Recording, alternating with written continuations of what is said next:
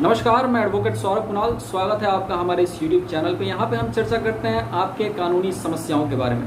मित्रों, लेकिन आज का विषय जो है वो थोड़ा हटके है। आज हम चर्चा करने वाले हैं यूनिफॉर्म सिविल कोड के बारे में। हाल ही में दिल्ली उच्च न्यायालय ने अपने एक फैसले में कहा कि अब समय आ गया है कि सरकार यूनिफॉर्म सिविल कोड यानी कि समान नागरिक संहिता को लागू करे। तो इस विषय में यह पहली दफा नहीं है। लगभग 3 दशक पहले भी सर्वोच्च न्यायालय ने यह कहा था कि इस तरह के सुझाव कानून मंत्रालय के पास भेजे थे। तो आज फिर दिल्ली हाईकोर्ट ने उसे दोहराया।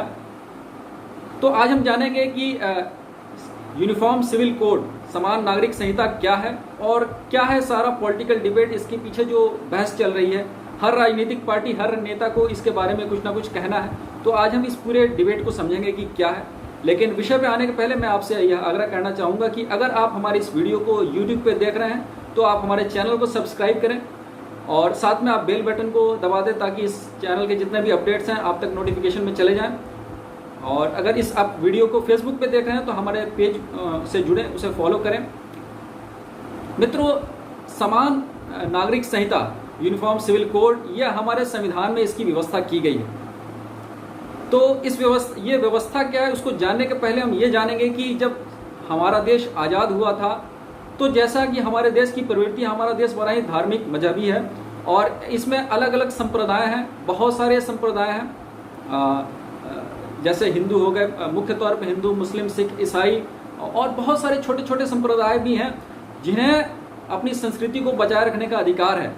लेकिन उस संप्रदाय में जो नागरिक हैं वो भारत के नागरिक हुए और इस हिसाब से उनके जो अधिकार हैं वो समान होने चाहिए, चाहे वो शादी विवाह के हो, चाहे वो तलाक के हो, चाहे वो संपत्ति जायदाद के बारे में हो। तो इसे भी बराबर होने चाहिए। और इसके लिए हमारे संविधान में जो DPSP है यानी कि राज्य के नीति निर्देशक तत्व, उसके अनुच्छेद 44 में इसकी व्यवस्था की गई है। तो अब सवाल यह उठता है कि जब हमारा संविधान बना था तो उसी वक्त इसे क्यों नहीं लागू किया गया, इसे DPSP में क्यों रखा गया। तो आइए हम जानते हैं DPSP यानी कि राज्य के directive principle of state policy, जिसे हिंदी में राज्य के नीति निर्देशक तत्व कहते हैं, ये है क्या।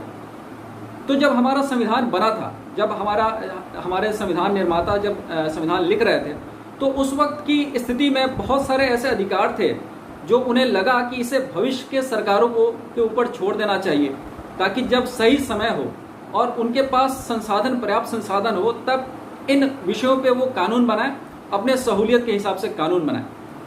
तो ऐसा ही एक अधिकार था शिक्षा का अधिकार, जो बाद में मौलिक अधिकार बन गया। तो वैसे ही अनुच्छेद 44 में, जो कि भारतीय संविधान के भाग 4 में अनुच्छेद 44 है, अनुच्छेद 44 में समान नागरिक संहिता यानी कि यूनिफॉर्म सिविल कोड की बात की गई है। तो ये यूनिफॉर्म सिविल कोड जो है इस देश के जितने भी नागरिक हैं उन सब पे ये लागू होगा। और फिर जितने भी समाज में जितने भी संप्रदाय हैं, जितने भी कम्युनिटीज़ हैं, उनके जो पर्सनल लॉ हैं यानी कि जो कानून उनके शादी विवाह, तलाक या संपत्ति के बारे में के विवादों का निपटारा करता है, उन विवादों के निपटारे के लिए जो पर्सनल लॉ बोर्ड है उनकी जगह पे जो हमारे कानून में व्यवस्था है वो सबके लिए एक समान होनी चाहिए। तो इस मुद्दे पे जो है हर राजनीतिक पार्टी का कुछ ना कुछ कहना है। और अभी सरकार में मोदी सरकार है और मोदी सरकार ने 2014 में जब चुनाव लड़ा था तो उसने अपने चुनावी एजेंडे में यह कहा था कि वो यूनिफॉर्म सिविल कोड यानी समान नागरिक संहिता को लेके आएगी।